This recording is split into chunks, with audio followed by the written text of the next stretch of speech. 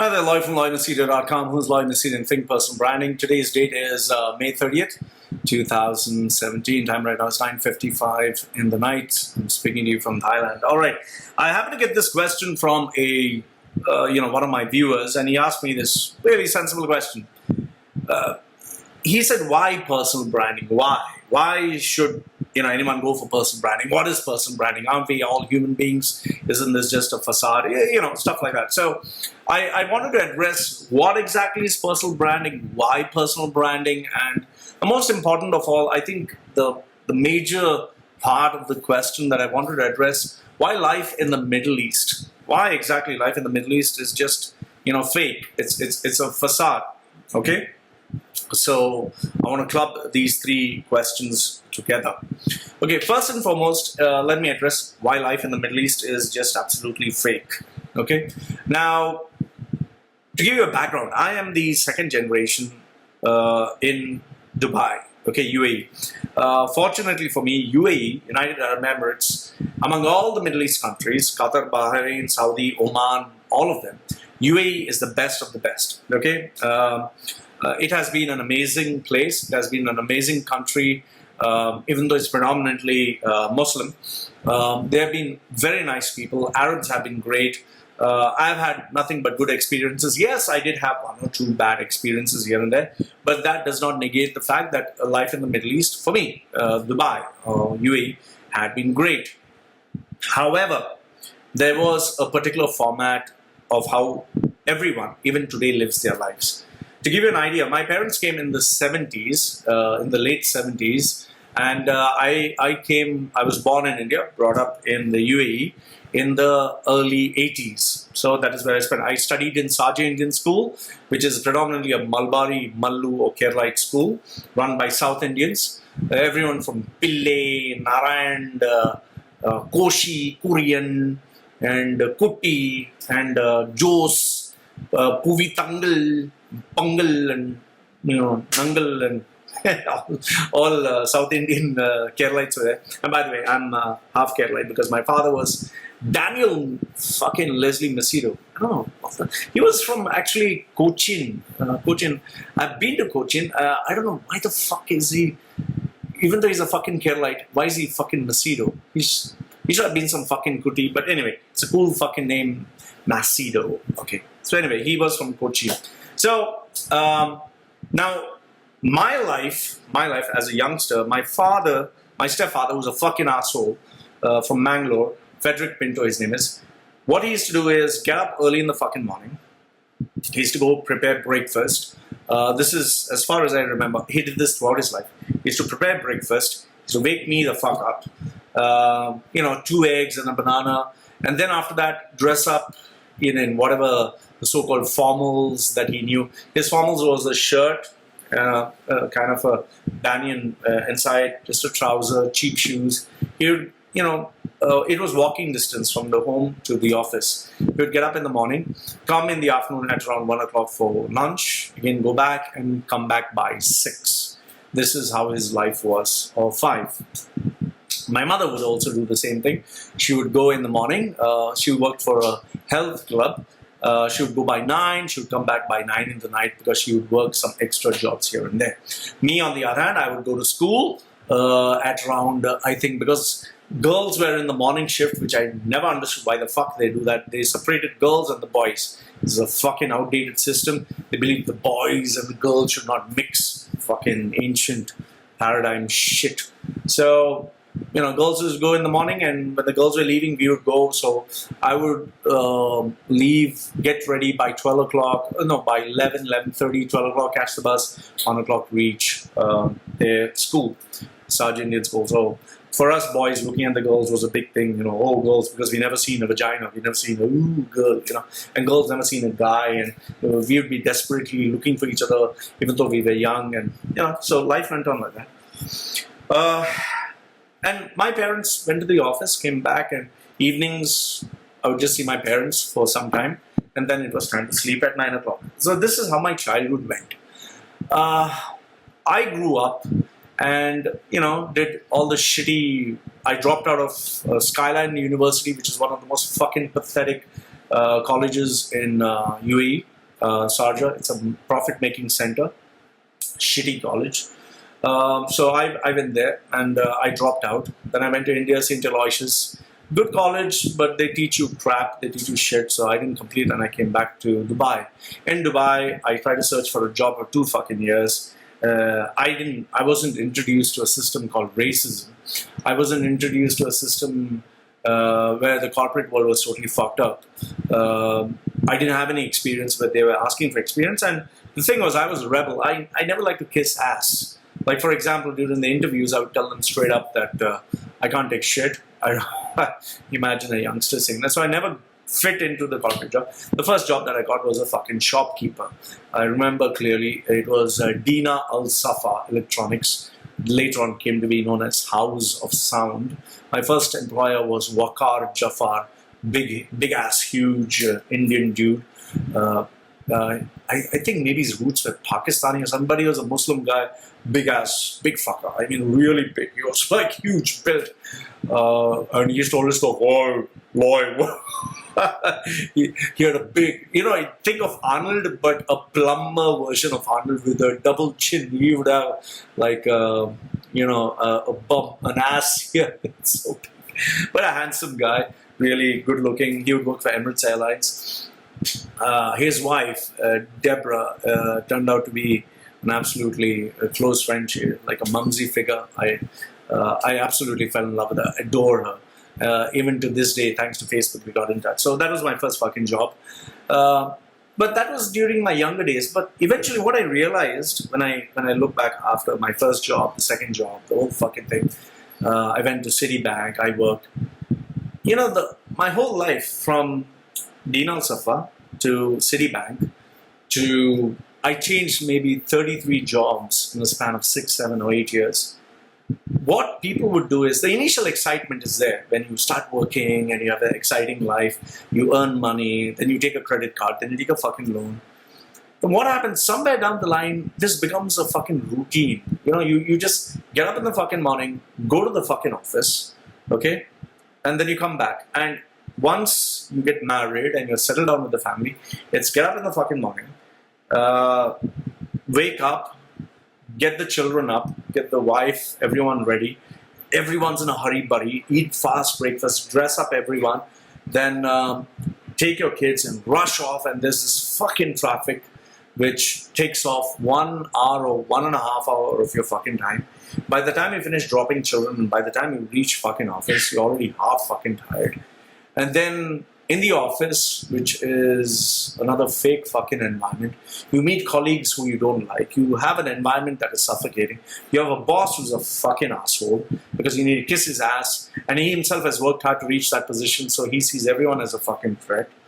And then you have customers you don't like and who want to take advantage of you because they know that you need their business. So it's this fucking game. And then you have politics going on because everyone's bitching about everyone else, but you have to act like, I like you because you have to be politically correct. And then there is all these underlying currents which are there. Locals get first preference because the government supports its citizens. Then a Muslim boss will support a Muslim candidate. Indian boss will support a fucking Indian. Pakistani will support fucking Pakistani. Then you get, if you have a pair of tits and a nice ass, then the boss will obviously love the cleavage because she can give him a secret blow job. So all these factors come into play. And then you have the fucking traffic that kills you. You go out in the fucking heat. Then you sit in a fucking car, which is either company paid, or if you buy, you have a more expensive car than you can manage because you took a fucking loan. You have to pay a car loan. And so this whole day goes this way and you're dead tired with stress. And you're working like 10 to 12 hours. In your contract, it says 8 hours, but you're working fucking 12 hours, 14 hours because you want to climb the ladder of success.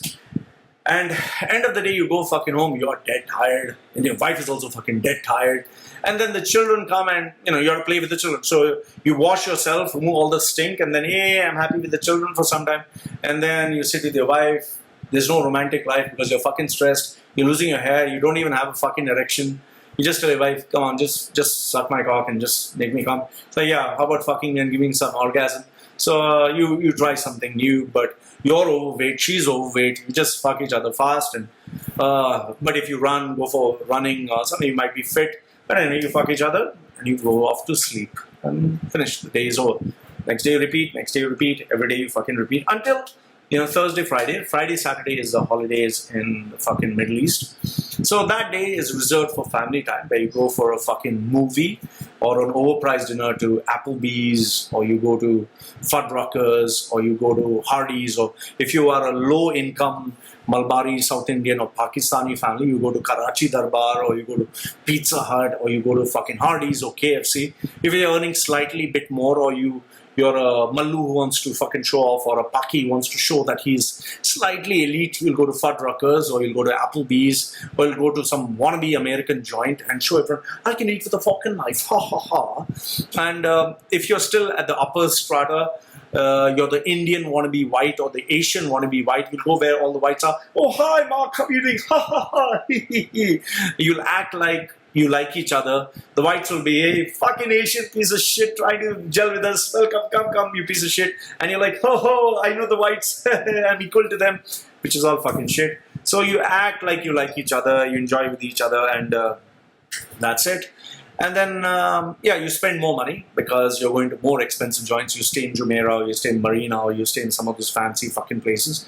And you stay in a villa because you want to show off to everyone that you're doing successfully well. You have an expensive fucking car. And obviously, once a year, you have to go to your home country to show off, to show everyone, hey, my dick is bigger than yours. So fuck you. So you go with expensive perfumes and expensive shit. But anyway, the funny thing is now, back home, they earn more than you, and they look at you as a fucking refugee because they're doing far well. Even though you earn, tax-free money, end of the day, you don't fucking save anything because the road toll has increased, the petrol charges have increased, the fucking rents have increased. Rents are like the fucking unbelievable. The school fees are fucking increased, hidden charges are there, VAT is fucking coming, everything is fucking expensive. So end of the day, you're like, if you look back on your fucking life, you're just a fucking slave, working for a fucking system, for a fucking company, putting all your hard work. But one fine day, if you do lose your fucking job, which you will, you'll realize that your fucking identity, whatever you had, manager, managing director, vice president of this, MasterCard, Visa, Emirates Airlines, whatever fucking dummy position you had, the day you lose your fucking job, those people who are wanting to suck your cock and put their tongue in your hole and give you pleasure, they just fucking don't even pick up the phone. They say, fuck you. And they're like, oh, how could you do this to me? You betrayed me. I was there for you. Yeah, because you're also a piece of fucking shit, You're with them. You are enjoying with them. You're going to an Irish village, you're going to an aviation club or whatever. You're going to India club and you're dancing balle balle, and New Year's you go and spend a whole lot of money where you can spend for 100 dirhams or $100. New Year you spend 2,000 because you want to show off. Everyone, hey, look, I'm in here, Burj Khalifa. I'm in the shopping mall. I'm buying Zara, Prada, Wada, and Louis Vuitton, and which is all fucking pirated. And you buy Sony and you buy all the fucking brands. But end of the day, after all that shit is over, look back on your fucking life. You are just a fucking employee. You're just a fucking employee. Your identity is that fucking company. It's that fucking position. Because the day you lose your fucking visa and the day you're terminated, that business card where you have that fancy designation like Alex something or Mark something with the designation, it goes. And then when you go and meet your friends, nobody wants to fucking see you because you're equivalent to the money that you have in the bank. And you had certain plans that every year you earn more. So you started spending more. And it went on until one fine day, you lose your job, and then you're left with expenses, and you're like, shit, I need to maintain this lifestyle. How the fuck do I maintain this lifestyle? And then you start praying to God, Lord Jesus, I raise my this hand, and I raise my this hand also so that you can feel my fake love for you. Lord, and I'm kneeling down on my knees, please. I love you, Jesus. Did you hear my prayers? Yes, please. You are the true God. Give me that job. Yeah, and apparently she's in a discotheque. Yo, baby, yo. Oh, hello? You want a job? Okay, fine. I'll get back to you. 1 million calls and everyone's asking for a fucking job, but he's not interested. Lord Shiva, Lord Ganesh, Allah, help! But nobody hears your prayers. And then you say, Lord, why, God, why? But nobody hears your prayers. And then finally you begin to ask yourself, at the age of 40 or 50, what the fuck did I do with my life? Chal, now since I'm industry expert, now I'll be consultant. Consultant. From everything else, they try to be a consultant, and eventually they burn their fingers and they fail because nobody fucking recognizes them. Their identity was a company. Then what they do is they start business. Yes. Richard Branson did it. I can also do it. I'll do business. So they have a vision. They make a nice logo. Like this logo. Nice tagline. They get some Malbari guy or some South Indian guy or cheap Pakistani guy or Filipino. Filipino is also nice, They get a nice fucking logo and they put, the best of the best in excellence and service tagline. And then they have a bright, nice banner, letterhead, business card, and they become businessman. And they try, and they work their ass off and they become a businessman. After 5 years or 10 years, they lose everything and finish by the time life is over. So now, here's the thing. Here's the main question that I'm asking. You did all these fucking crazy stuff. You rode expensive cars.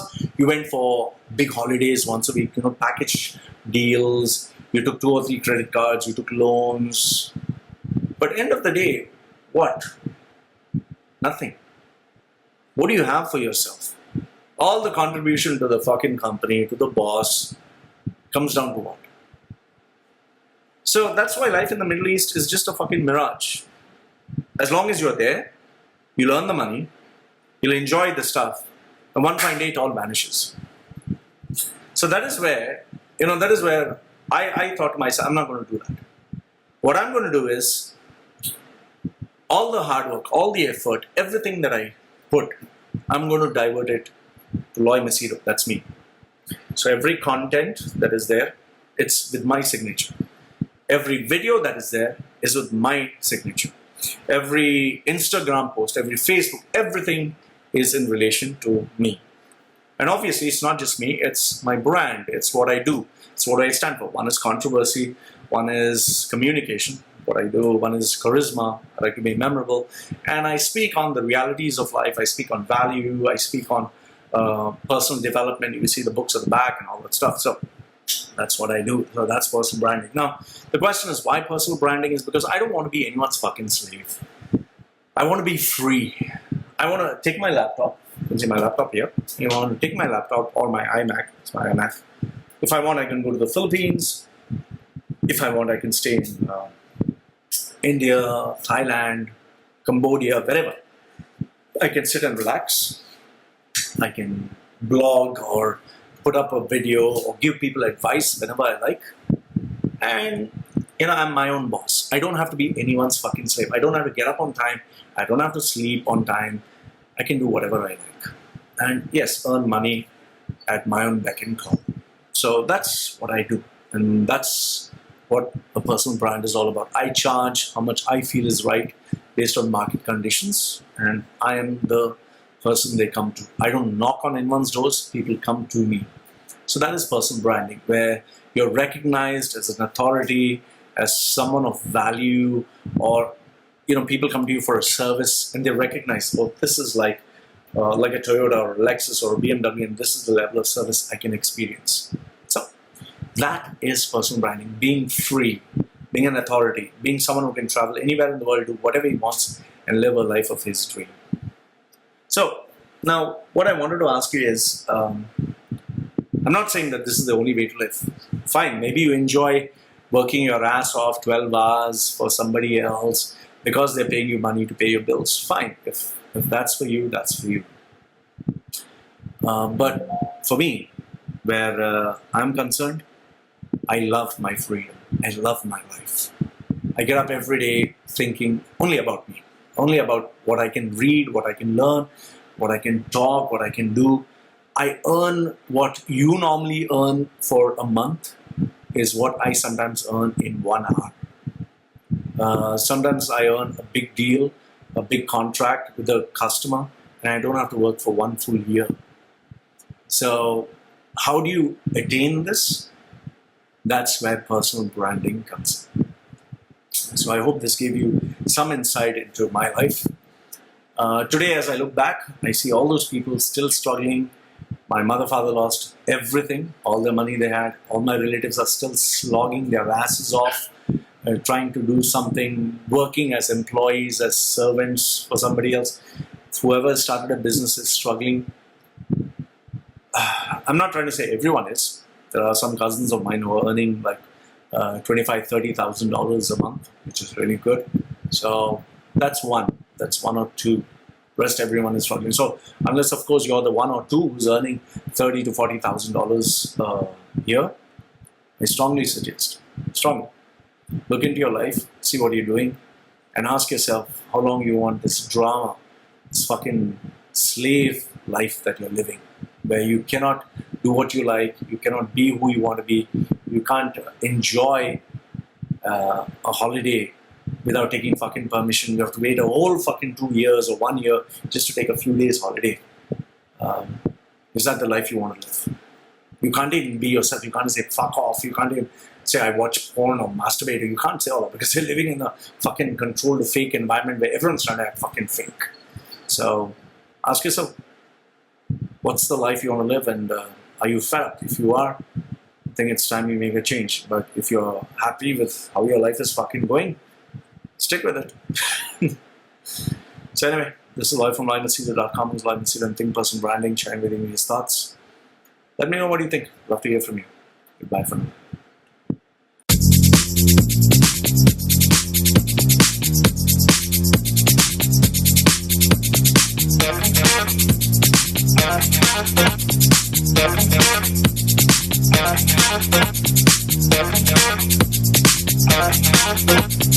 We'll be right back.